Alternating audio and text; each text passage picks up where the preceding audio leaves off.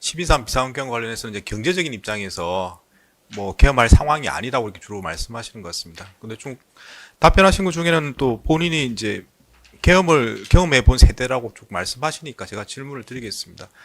지금 이제 사후적으로는 다 확인할 수 있는 상황 아닙니까? 지금 계엄이 선포되고 해제되기 전까지 있었던 일들을 사실 뭐 많은 부분들이 객관적으로 확인되는 사정들이 많은데요. 그 중에 이제 뭐 국회에 경찰, 군인들이 출동을 해서 일부 점령을 하기도 하고 중앙선거관리위원회도 군인들이 나갔던 걸로 다 확인이 됩니다. 그 부분은 객관적으로 확인이 되고 있는 것 같고요.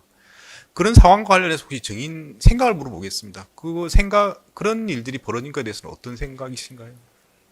저는 지금 오늘 이제 증인으로서 출석을 하면서 이게 그러니까 방송이 되니까 국민들께 어떻게 비춰질까 개인적으로 걱정이 됩니다. 네. 왜 그러냐면 아까도 말씀드렸듯이 어차피 여기는 재판이니까 또 증인으로 나왔으니까 답변을 하는 과정에서 뭐 제가 어떻게 했다, 그 다음에 뭐 반대를 많이 했다 이런 말씀을 드리지만 또 국민들 입장에서 봤을 때는 결국 계엄을 막지 못했는데 그 국무위원들이 재판을 하면서 서로 뭐 누구는 반대했다, 누구는 무슨 얘기를 했다라고 얘기하는 것 자체가 국민들께는 어떻게 보일까라는 걱정을 합니다. 그래서 재판장님이 지금 말씀하시는 거는 저는 뭐 제가 법적으로나 헌법과 관련된 부분은 잘 모릅니다. 사실은.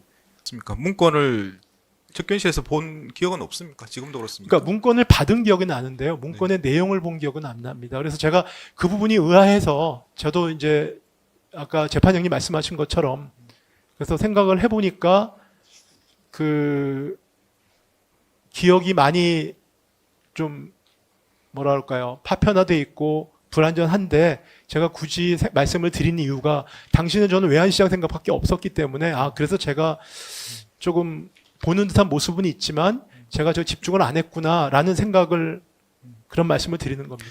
문건 내용을 지금 확인해 보면 이제 어떻게 보면 되게 충격적인 내용이라고 생각할 수도 있는 충격적인 내용이라고 생각할 수도 있는데 네. 뭐 국회 관련 자금 차단 이런 말도 있고요. 그다음에 비상 입법 기구도 이야기도 있습니다. 그 정의는 뭐 경제 관료이시긴 하지만 법대 나오셨고 법학을 전공하신 거죠? 우치적으로는? 학부는 법대를 나왔습니다. 예. 그러니까 저 내용이 아무 내용을 모르시는 분이 보는 거랑 다를 수도 있을 것 같습니다. 그러니까 제가 말씀을 드린 취지는 이걸 봤을 때 굉장히 법을 안 아시는 분은 굉장히 충격적인 내용으로 이해할 수도 있기 때문에 여쭤보는 겁니다. 그러니까 저는 제 기억으로는 저 내용을 인지를 했던 거는 우리 간부의 말밑에 인지를 했기 때문에 그런데 그때 봤을 때는 조악하다는 말씀을 드리는 이유가 예비비나 보조금을 지금 어떻게 확보하거나 차단할 수 있는 게 아니지 않습니까? 그러니까 저거는 좀 이 예산 프로세스를 잘 모르는 사람이 만든 거 아닌가라는 생각을 나중에 이제 했습니다. 그래서 제가 조악하다는 말씀을 드리는 거고요. 저 기존의 문건 관련해서 증인이 여러 가지 설명하신 적이 있으시죠? 네네. 네, 그 내용과 지금 말씀하시는 게 다른 부분이 있는 것도 알고 계시죠? 네, 알고 있습니다. 기존에는 어떻게 말씀하셨습니까? 그러니까 저는 당시에는 그 기재부 장관이라고 불렀던 거 하고 그 다음에 누군가가 실무자가 대통령께 접근을 해서 문건을 줬다는 장면은 기억이 납니다. 그리고 대통령께 그러니까 실무자가 문건을 가지고 들어온 건 기억이 나고 그 다음에 제가 나중에 보니까 이제 접혀져 있는 상태의 문건이 제가 기억이 나서 그걸 갖다가 차관부한테 전달해줬고 그 다음에 간부회의 말미에 제가 그 부분을 확인했던 기억이 있어서 그 기억들을 제 나름대로 이렇게 종합을 해가지고 근거해서 답변을 했었습니다. 기억이 안 날 수는 있습니다. 안 날 수는 있는데 뭔가 객관적인 상황하고 명확하게 다르게 적극적으로 진술하시는 거는 저희가 의심해 볼 수밖에 없습니다. 입장을 바꿔도 그렇지 않겠습니까?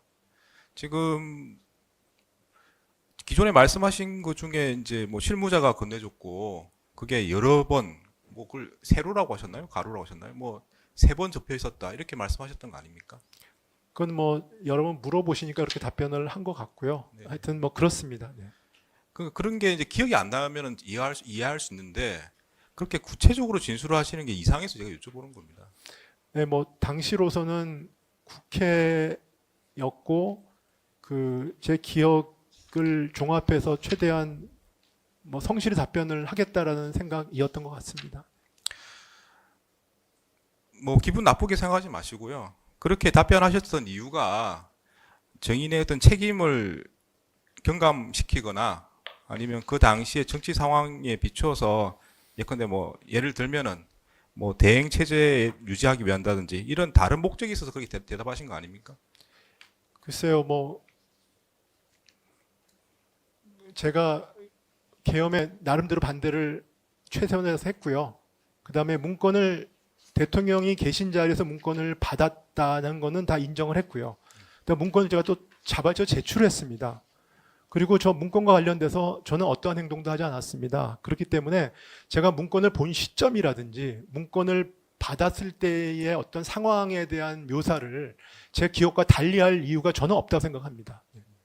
제가 한 번 더 말씀드린 거는 뭐 기억이 안 나는 부분이 있으면 안 난다고 얘기하시는 건 제가 이해할 수 있습니다만은 그게 뭔가 적극적으로 반대되는 내용이면 의심할 수밖에 없다고 제가 말씀을 드린 겁니다. 네, 그래서 알겠습니다. 여쭤본 거고. 네, 네. 네. 예, 계속 질문하시죠. 윤석열 대통령이 대접견실에 있는 사람들에게 무슨 말을 하는 모습을 보셨잖아요. 네네. 그때 그러면 윤석열 대통령이 무슨 말을 했는지는 기억이 나십니까? 저 부분은 뭐 전혀 기억은 안 나고요. 저는 사실은 나중에 제가 이제 재판이 진행되는 과정에서 뭐 선포를 하시려고 나가는 순간이었다는 걸 제가 사후적으로는 알게 됐는데 저 당시에는 그 계엄을 지금 뭐 선포를 당장 할 거다 이런 생각은 한 적은 당신 생각을 인지를 못했고요.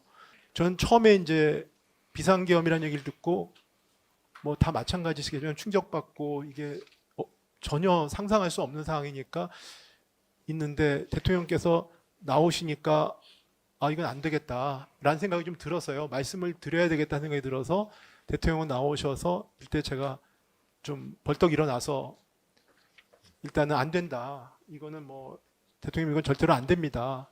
그 장면이 기억이 나고 그때 박성재 장관이 제가 아마 어디선가 진술한 것 같은데 뭐 경제하고 외교는 걱정이 많은가 봅니다라는 얘기를 했던 그 장면이 기억이 납니다.